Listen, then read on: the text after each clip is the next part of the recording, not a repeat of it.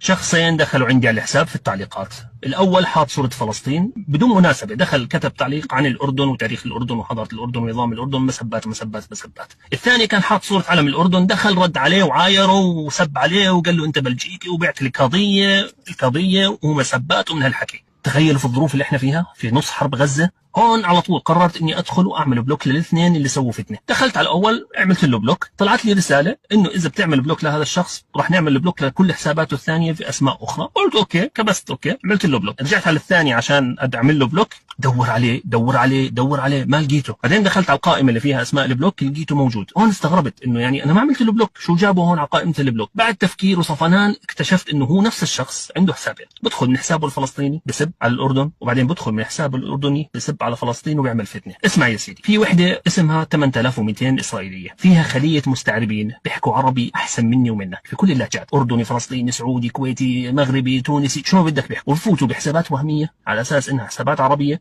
وبلشوا يسبوا. المصري بصير يسب على السعودي، السعودي بصير يسب على الفلسطيني، الفلسطيني بصير يسب على المغربي، وهكذا بيسووا فتن. والمشكليتهم الكبيره انهم منتشرين بطريقه غير طبيعيه، في كل مكان بتلاقيهم، بتفكرهم اصحابك، حتى في تلاقيهم حاطين صور وتاريخ وكذا. لا استبعد اني الاقيهم برضه، حتلاقيهم في التعليقات يمكن بس ينزل هذا الفيديو، فبلغوا عنهم ولا تسكتوا.